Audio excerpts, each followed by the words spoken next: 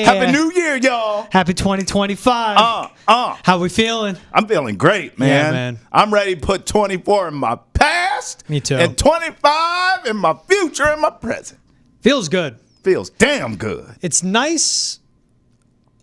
It's nice that, like, I'm fine with 2024, excited the fresh start of the new year. You know, we're a few days in.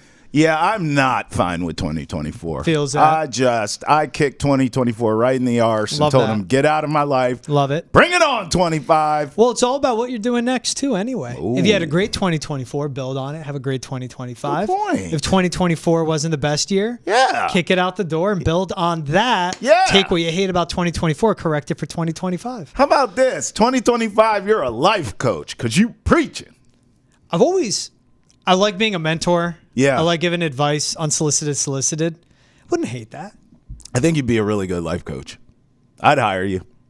I could be the next Joel Osteen, who's the guy that owns those big... Oh, no. What's homeboy's name? Tony Robbins. You can be like Tony Robbins. Yeah, I wish I had a voice like that. He's got a literally booming sounds voice. like the voice of the Hulk if the Hulk could speak in a good way. I think he's a big dude. I've never met him, but like just looking at him, he looks like a physically imposing guy. Yeah, he's a little bigger than me. It's just about the message, bro.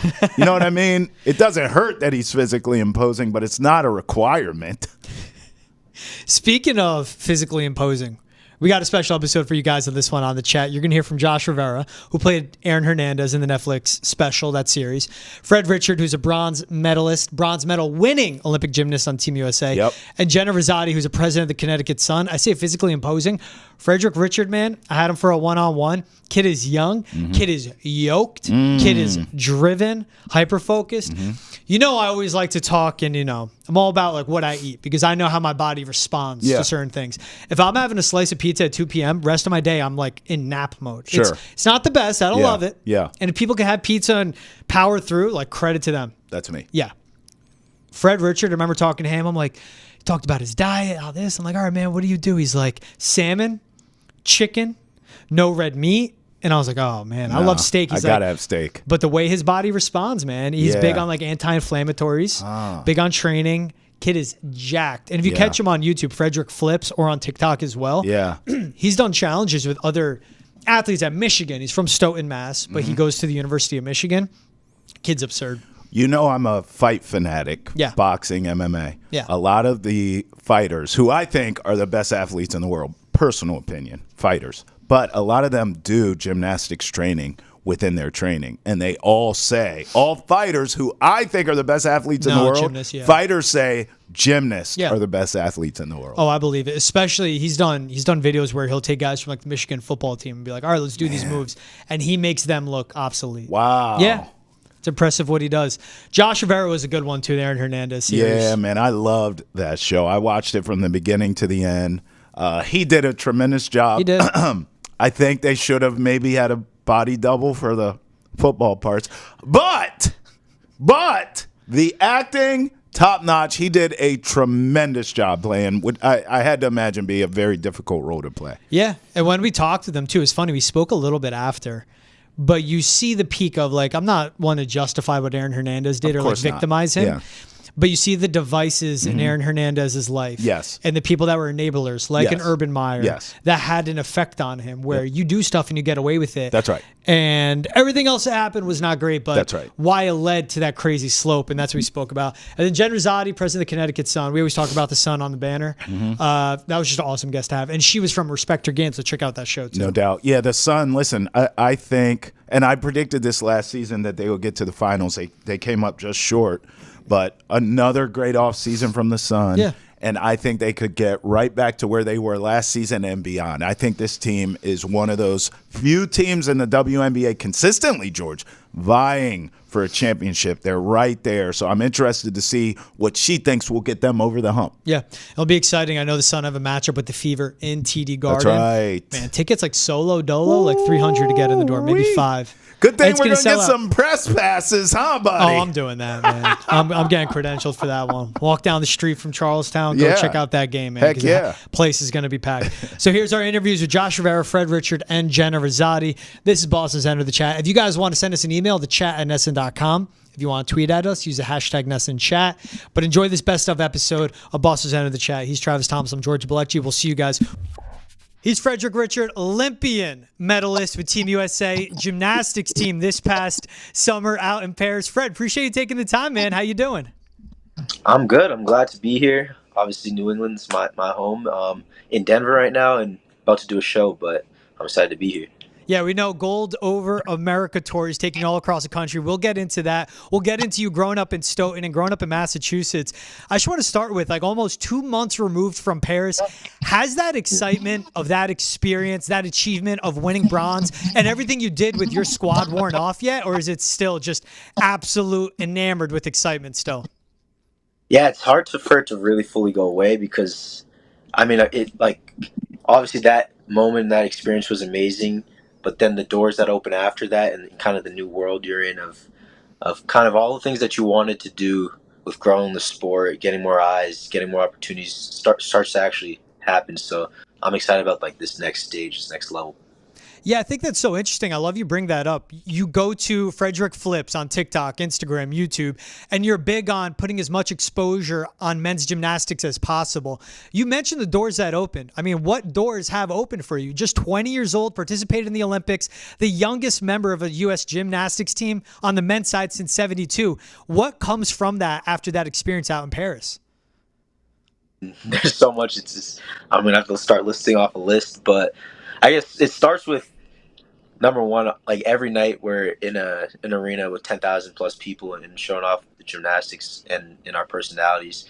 But then on the content side, the opportunity side, the other pro athletes I'm meeting and connecting with, the other opportunities to work with brands and tell stories and kind of prepare for the next level of, I'm getting very deep into sports media production and trying to start a production company and tell our stories.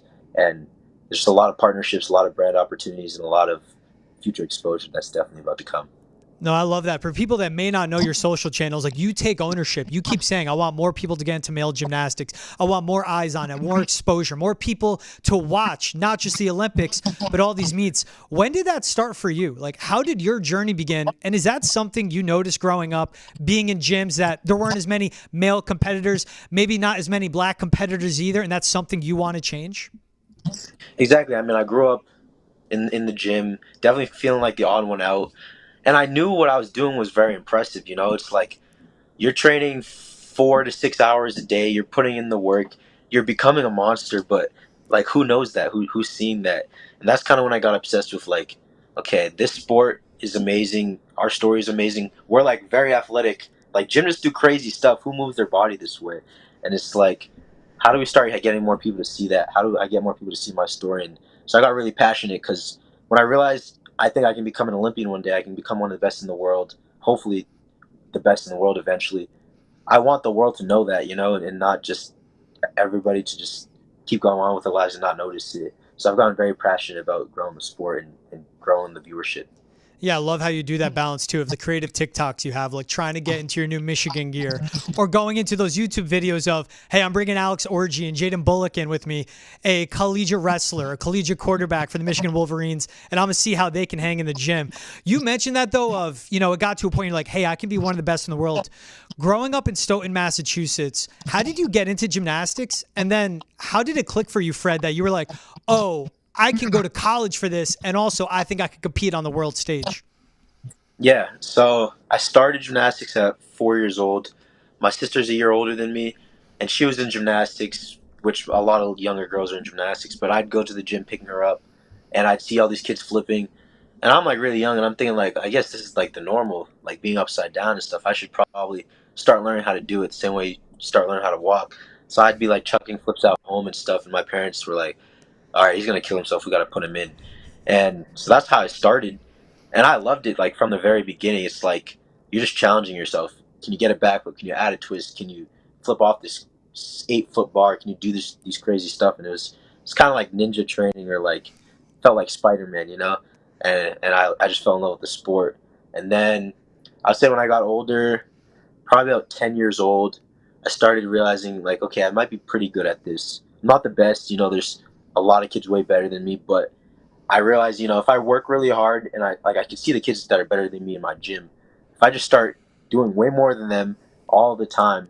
I just start climbing, and I'm just leveling up, and I just fell in love with that. And then you realize, you're 14, 15, and the Olympics might be possible if you really give everything every day. That's when the diet changes, the sleep changes, the mindset of trying to become the best in the whole sport. I love that. You talk about that obsession mindset. What's a sleep like? What's a diet? Let me hear, man. Watch your videos. You're yoked. So I got to hear this. What is that like? All right, sleep is minimum 8 hours a day. I think no excuses for like 6. And when I was in high school, I was getting like 6 because trying to balance schoolwork. But I realized sleep is best recovery, so that's number one. Diet. It's actually interesting. A lot of people are surprised by my diet. So I don't eat any red meat. I eat just lots of chicken, fish, salmon, all that stuff, but not really any red meat. And then I don't really eat any added sugars. So basically trying to get all natural products and just fuel the body really healthy. But yeah, it makes a big difference because I used to eat terrible when I was younger, and I can feel the difference now, and I'm way healthier, way less injuries. So that's diet.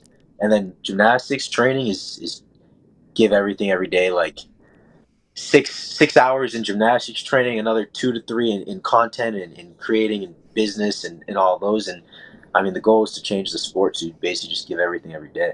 Hey, man, you're on the right track. I love that obsessive mindset. You point out, too, the less injuries. What was that like battling through that Achilles injury you had in Paris, but still pushing through and having your floor routine, going through all that? But something where you need so much explosion, obviously, from your feet up, but to get over that Achilles injury you were going through. Yeah, I think that's like a great test of being one of the best athletes. It's not really about can you, be ready for that competition, or it is about that. It's how do you create a plan to get rid of all your problems while climbing, trying to be in peak shape. So it's like, how am I trying to train in peak shape while not put much stress on my Achilles? That was a hard challenge to figure out. You have to create a whole new training plan, get very creative on how I'm going to do way more, because I still need to do so much to be at peak shape. Way more routines. I basically started using softer landings, seeing my trainer like 2 hours a day and strategizing how to strengthen it, but how to recover it. What's the best recovery techniques with icing, with needling, with cupping, with massaging. And you just have to really push your mind. It's a mental strategy game over physical push your body game. Yeah, it's definitely a maturation, a marriage of the two. I have to ask, like watching your high bar routine as well, like you mentioned, it's like being a ninja, it's being Spider-Man. I was blown away by the moves you guys do. Is that one of the best feelings when you crush a high bar routine and you absolutely stick the landing and then you hear the whole crowd roar? Yeah, you can like feel it in your bones, in your heart. Like you do it, and when you know it's like that was near perfect, that was exactly what we needed to make history, or like this is all that work that you put in the years before amounted to that one routine, and it worked out. I mean, like the satisfaction and like you just feel like a dog. You're like, okay, I really put on when it matters. Like I'm really proud to be able to say I can do that. Yeah, and what was the experience like as well? Pommel Horse King, also from Massachusetts. You guys putting on a show and putting the U.S. back on the map in men's gymnastics. How was that overall experience where there's an individual that we talk about a lot, but you all as a team stepping up, shining through, and absolutely crushing the competition as well for the U.S.? Yeah, it's crazy because it feels once you're like so driven to this thing that's bigger than you, which is obviously the team and just your country. It's nice because you give everything and it kind of just like carries you like through that whole competition. It felt like some like a bigger power was doing the routines for us. It's like we did the preparations beforehand, and now you kind of just you represent something bigger than yourself and just let it do the work. It's kind of like it almost feels like the five of us are doing the routines together versus just you or everybody in the crowd, your whole family. Everybody's doing it with you, and it makes it way easier and more satisfying. I like how, when we first started talking, you mentioned the doors that open, but you go to Paris, you come back home to Massachusetts. What was that like? You probably leave where people in the gyms throughout Mass and around Stoughton know who you are. Now everyone knows who you are. What was that like coming back home after that Paris experience? Yeah, I mean, it's definitely what you dream of as a kid. Like, oh, I want to walk down the street and people know who I am and know what I've done. And it's interesting. It's cool to get used to because, people are going to recognize you. And it's awesome the people that were in your life, like 5, 10 years ago, like teachers in elementary school, or just people like your mailman, people that have just known you, but you disconnected with for a while, but then they see what you were doing back then, which was still gymnastics. They knew you were amazing and going to be something. It kind of all played out right, and they're all just proud of you. And so that's really nice. And you guys are now going across the country in the Gold Over America tour. You eventually will be in Boston for 2 nights, October 6th and October 7th. They added a date because so many people want those tickets. What does that mean to you, a kid that grew up in Stoughton, Mass, to perform in Gold Over America in TD Garden in Boston, Mass?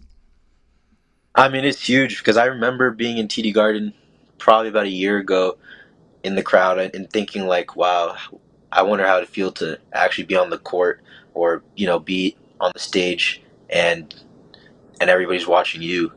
And then 1 year later, you're in that situation, and it's my state. This is where I grew up. It feels like a definitely just like a full celebration of everything I've done amounted to something, and I'm just thankful that it has.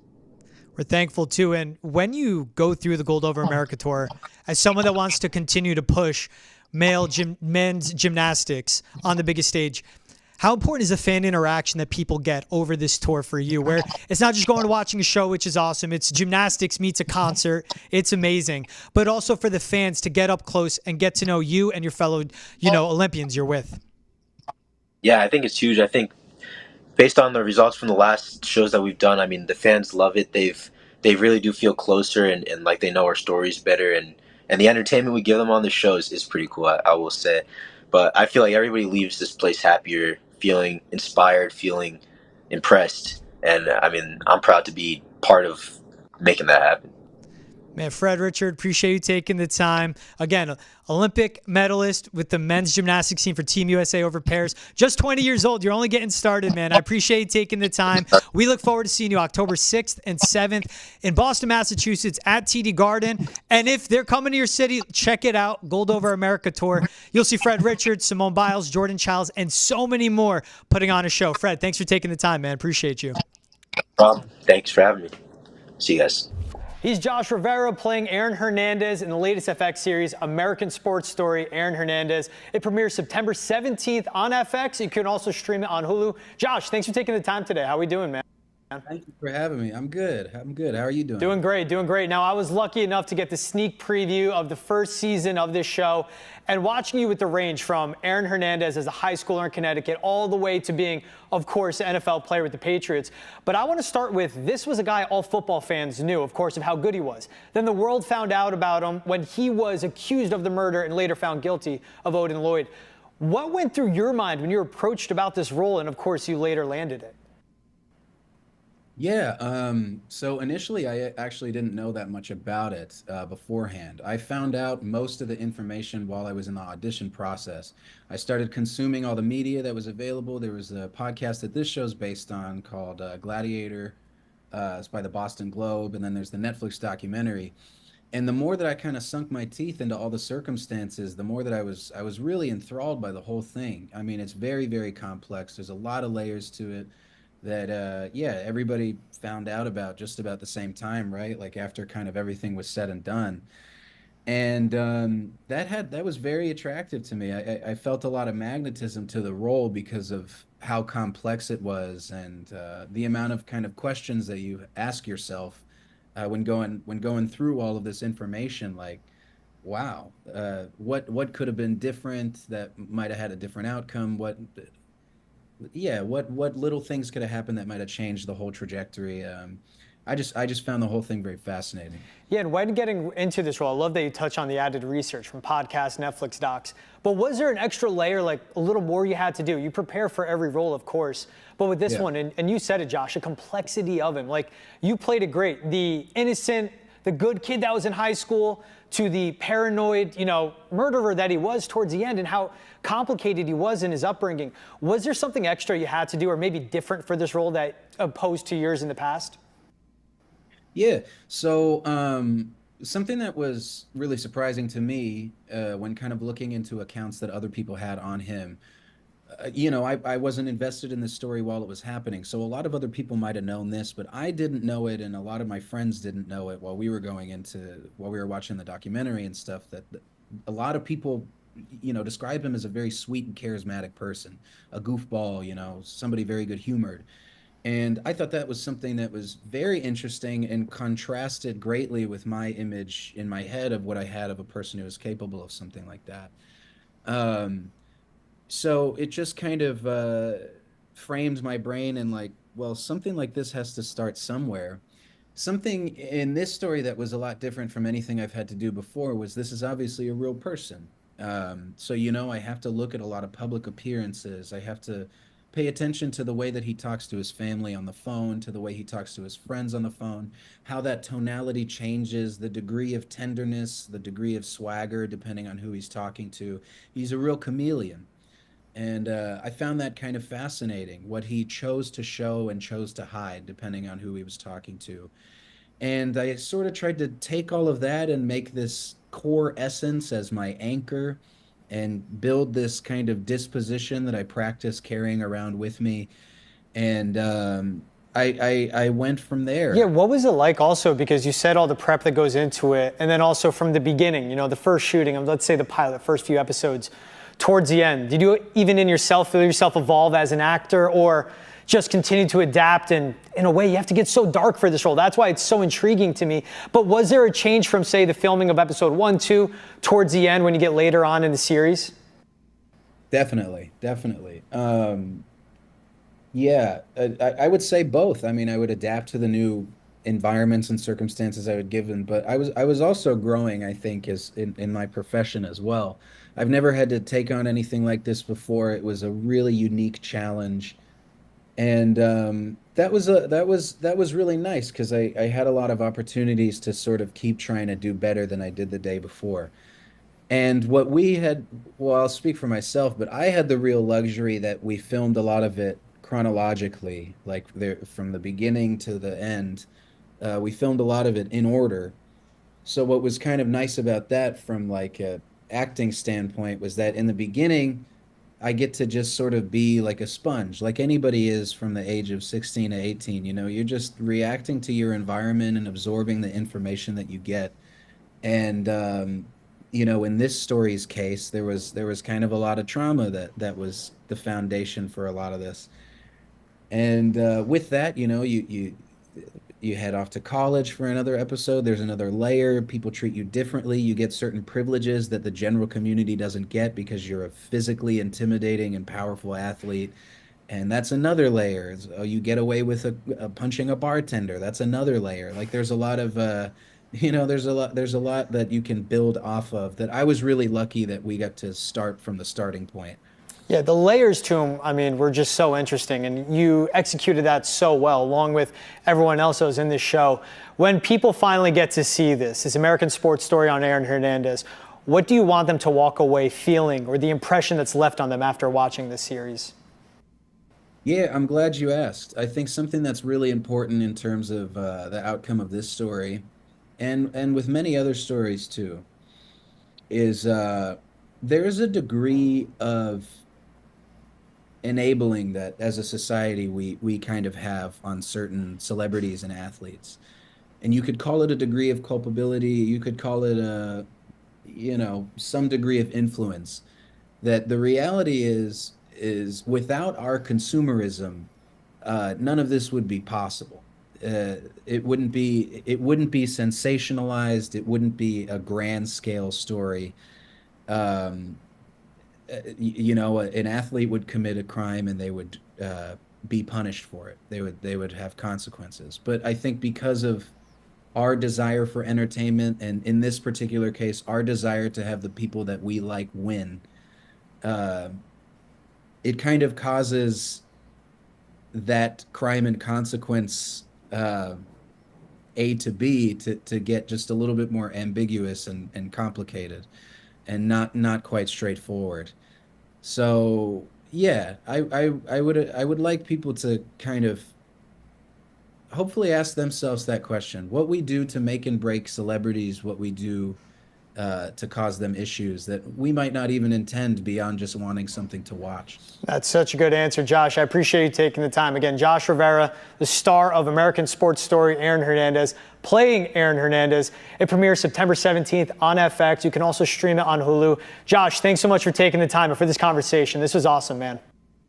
Thank you. I appreciate it. So I think Annabelle and I both wanted to talk to you a little bit more just about your backstory and where everything started for you. And I know that your career really began for you at UConn. And I know right now at UConn, like the women's basketball players there are celebrities because, I mean, they're such amazing players, right? And obviously the teams that you were on at UConn were fantastic as well. But what was it like playing at UConn back in the 90s?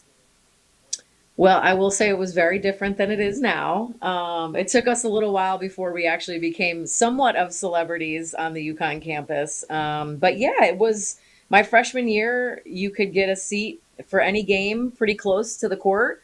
We were not selling out at that point. I think we had just started our relationship with CPTV. So, you know, people were really starting to have that access to UConn women's basketball. And we started to having more and more success, and it grew from there until my junior year where we were selling out every game, and it was hard for us to even walk around the state of Connecticut without getting recognized. So it came a long way just in the short time that I was there. And then just looking now 40 years later from when Gino started to going into his 40th season, it's a whole different ballgame as a UConn student athlete in terms of expectation and pressure and recognizability as far as players go, social media presence, just kind of their process around branding themselves as, student athletes. It's something we never even had to think about as players back then.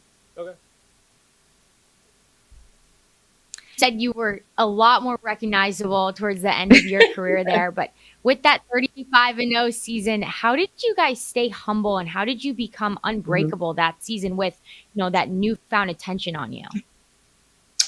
Well, I think it comes down to great leadership, between Gino at the top. I think he worked really hard to take a lot of pressure off of us as players and put it on himself. He knew what buttons to push to kind of keep us with an underdog mentality, right? Even though we were undefeated and ranked number one halfway through the season after we beat Tennessee, we still kind of were able to have this chip on our shoulder about, people's, expectation that we wouldn't be able to run the table. And then we had great leadership on our team. Rebecca Lobo at the time was the face of the program, and she was National Player of the Year. And I think so many people saw what she was able to do on the court, but for us as her teammates off the court, she took a lot of pressure. She expected the best of herself. If we had a rough game or a rough practice, she took responsibility for that. So I think she allowed all of us to be the best versions of ourselves as well. You mentioned Gino, and when you think back to playing under him, is there a phrase that sticks out to you? I know I just graduated from Boston College, and there are certain phrases that I'll never forget from a coach. I can't really repeat the phrases that are the most recognizable or memorable. No, I don't, he was very inventive, let's just say. He didn't really say a lot of the same things over and over again. There was a new sarcastic quip for every situation that you can imagine. So I don't think that he had one thing.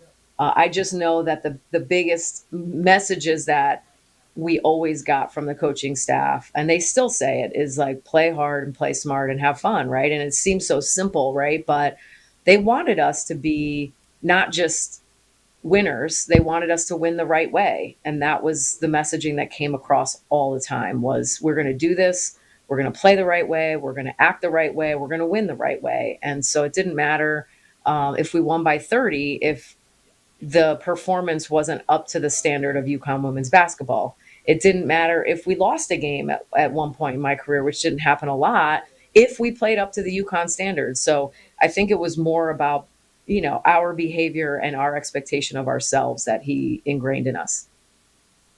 Yeah, that really resonates with me as well. Both Annabelle and I are former student athletes, and there are certain things that I will never forget. My coach always preaching day in and day out. When was the moment for you during your 4 years there when you really realized that women's basketball there had a lot of momentum behind it and you guys were starting to become popular on campus? Probably the end of my sophomore year, I would say.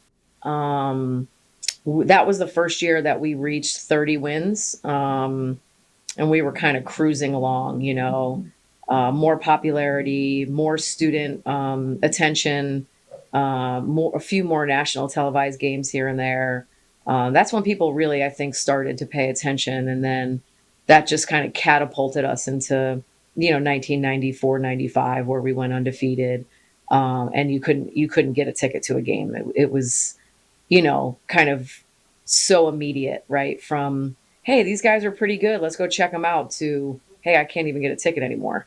So it was pretty fun to be a part of that. I think that our coaching staff and again, our leaders, made sure we stayed humble, and we continue to work hard and not get distracted. I think that was a big part of that 95 season, was just enjoying the journey and staying locked in on the moment, and just appreciating each other and going through it with our best, each other and our best friends. So I think we were able to block out a lot of that outside noise, and maybe didn't feel it as much until late in the season when we were, going to the mall or going, somewhere to eat off campus, where people were, coming up and really wanting to celebrate our success.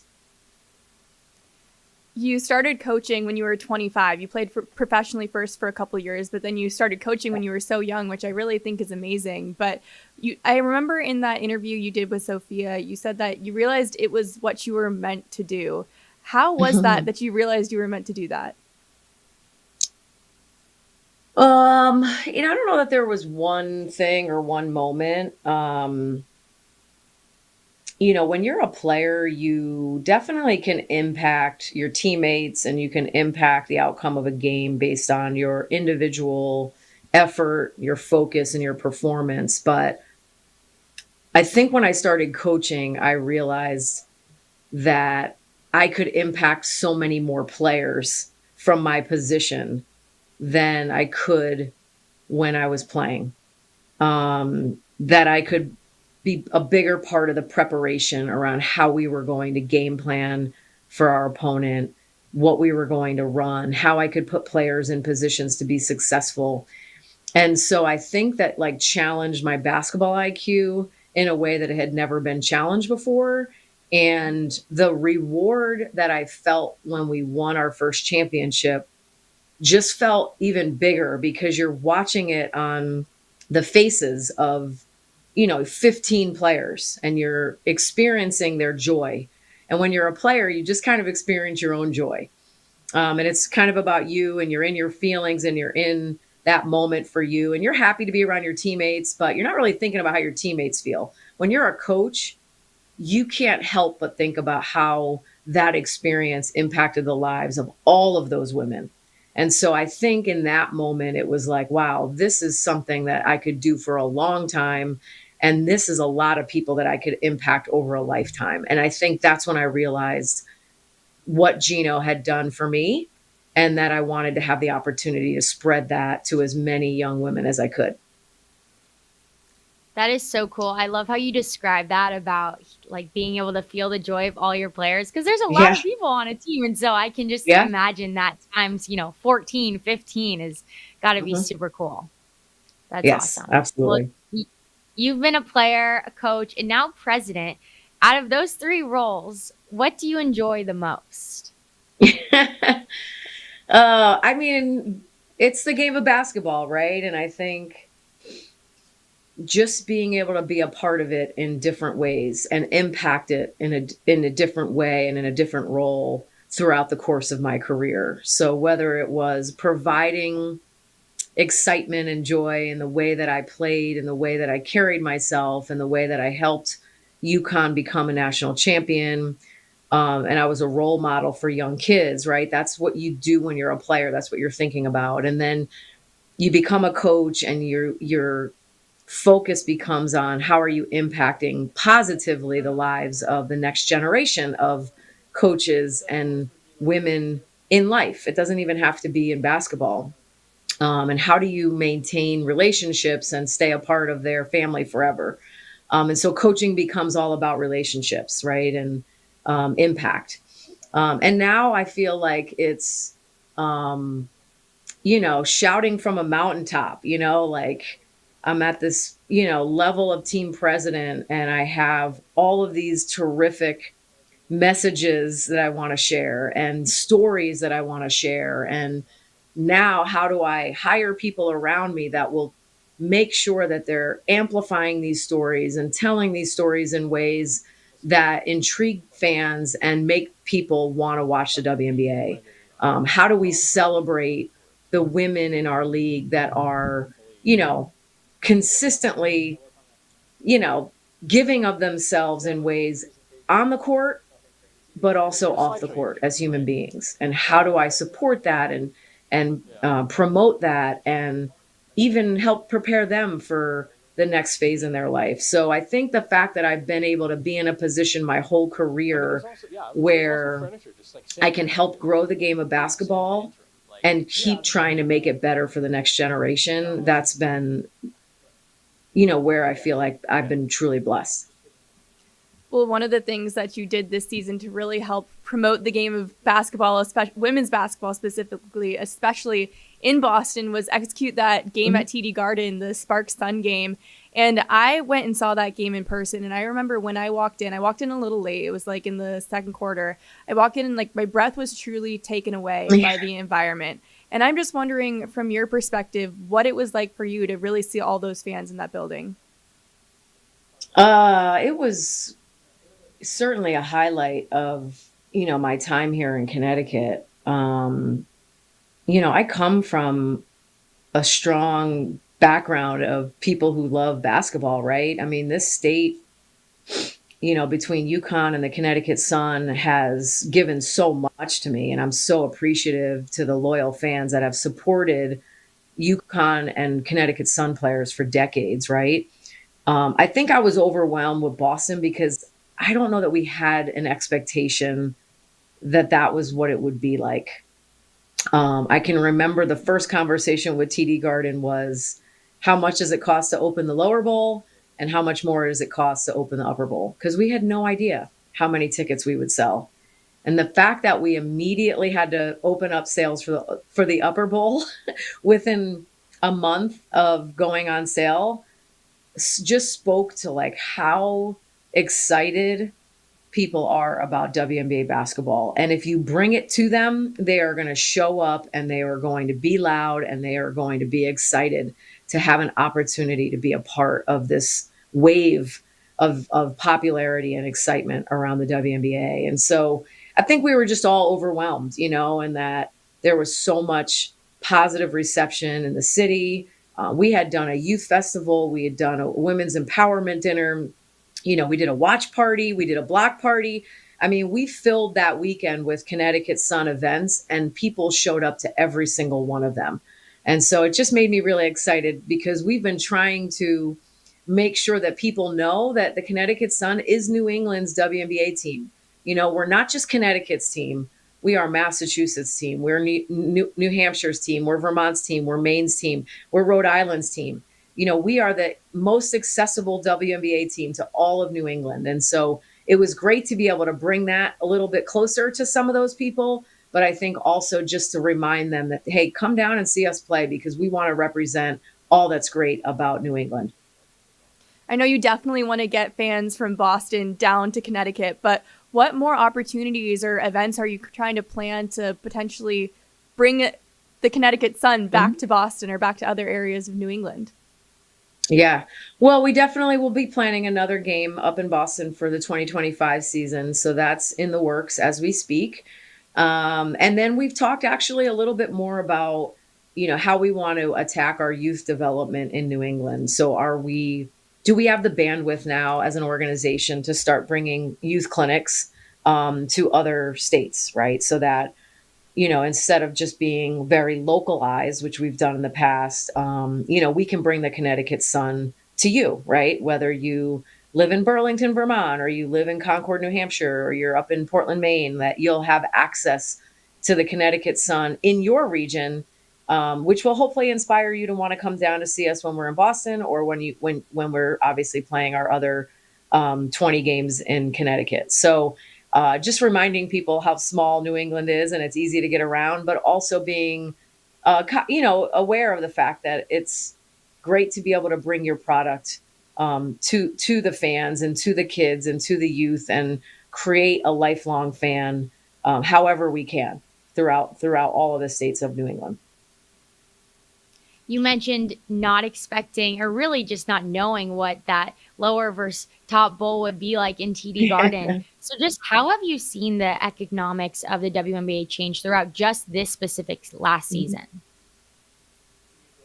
Yeah, obviously there's been a lot of articles and conversation around the growth. I think we've seen record numbers in ticket sales.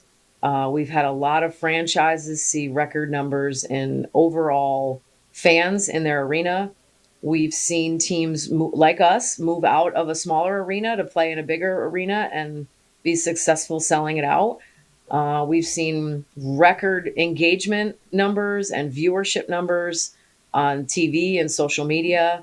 So I think we're here to stay. I think this is what's been brewing now for a long time. I think these players coming out of college have learned how to brand themselves through social media in a way that's bringing thousands and thousands of new fans to our game.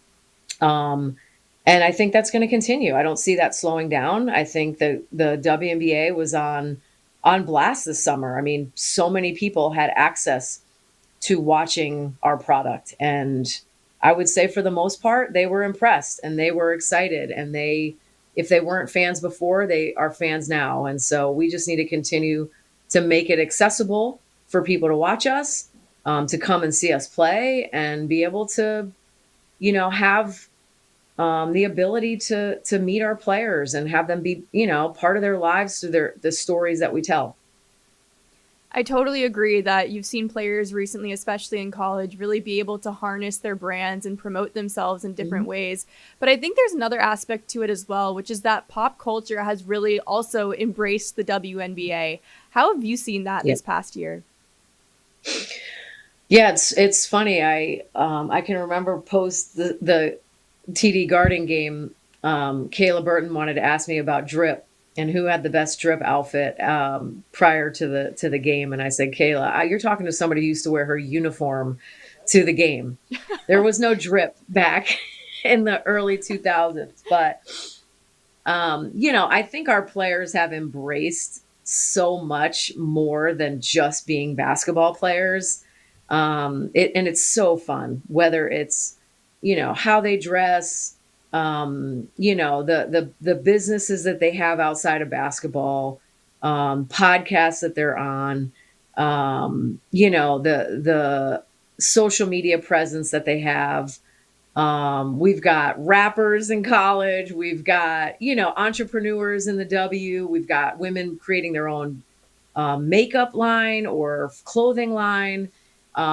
These women have really understood the assignment when it comes to more than just a basketball player, and setting themselves up for life after basketball, which is something that's really important to executives in the WNBA, is that we are helping prepare them for the next phase of their life. And as much as they all want to play basketball forever, they can't. So whether we're providing opportunities for jobs in our front office or our basketball staffs, or we're helping them promote their brands on our social media, I think it's just really important that we embrace them as a whole, right? And we embrace all of the other industries that want to be a part of the WNBA. We don't need to just be attractive to athletes or kids that want to become basketball players. We can be attractive to any kid that is excited about what somebody's doing on the court, what somebody's wearing off the court, what kind of music that we're listening to,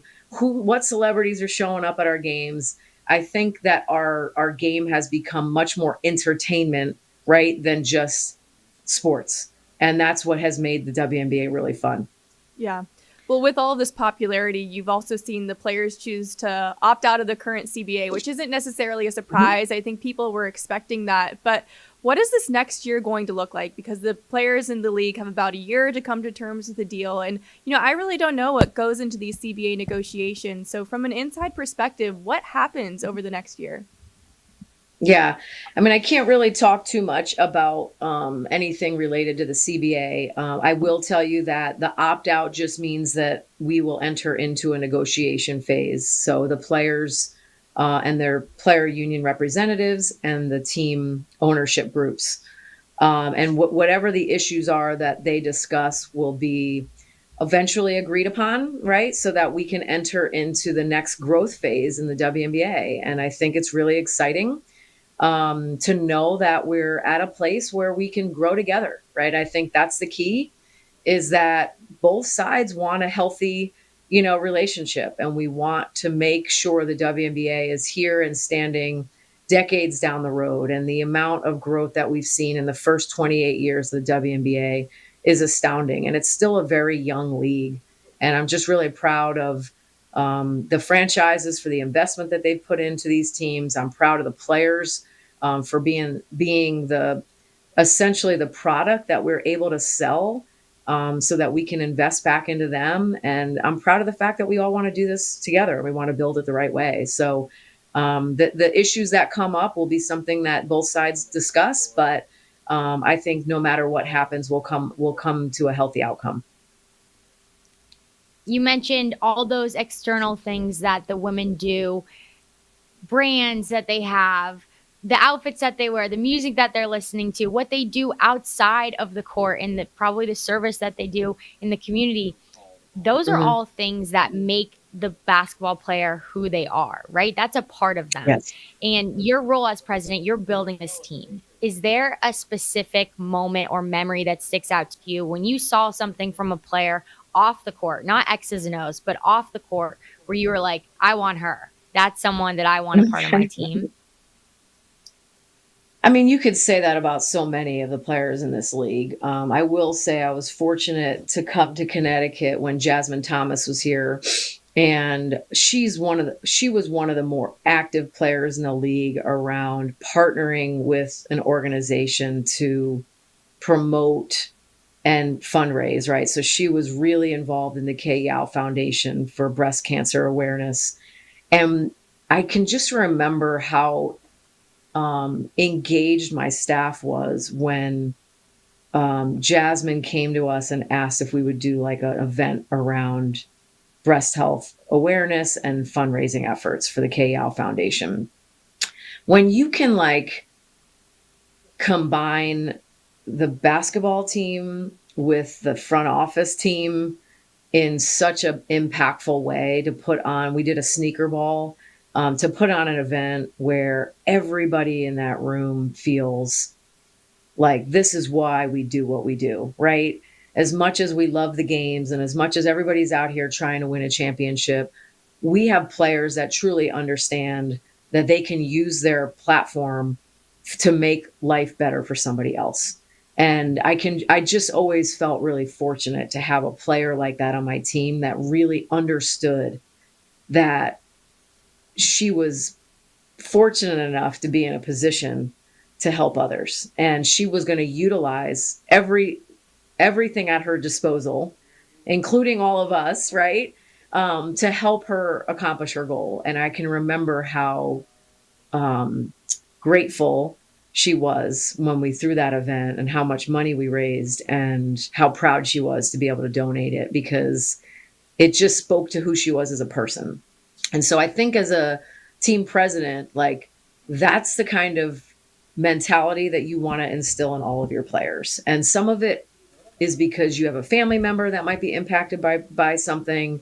Some of that is you grew up and you want to continue to support an organization. And some of that is just a little bit of encouragement.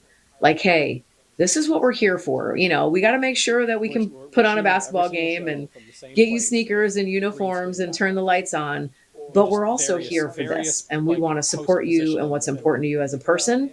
And use us, like tap into all the resources that we have to help you do that. And so I think that's what makes what I do really special, is that I can help provide a great experience on the court, but I can also make sure that I'm providing support and amplification for anything that the players want to be doing off the court as well. It's always really inspiring for me when I see players leverage their influence in moments like that, and then the organization is there to support them. So, I mean, I commend the Sun, I commend everybody that was a part of that. That's so awesome. And I know we're almost out of time here, so I just have one quick one because I want to promote the college season that's about to start on Monday. And obviously, you know, Paige Beckers, everybody's talking about her. She's the kind of consensus pick to probably go #1 overall if all things go well for her this season. But who are some of the other players that these WNBA teams really have their eye on this season?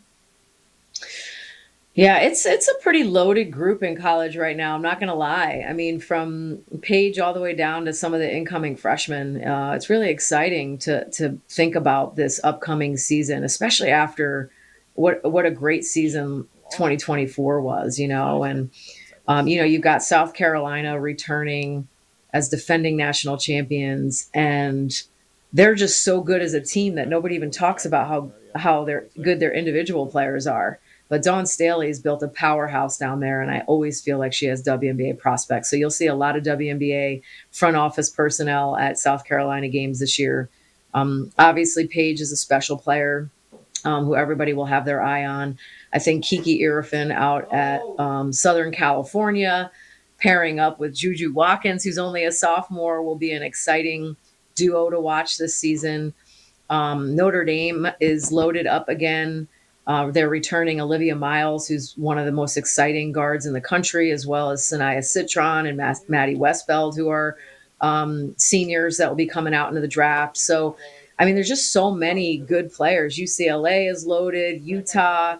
You know, there's always great teams in the SEC.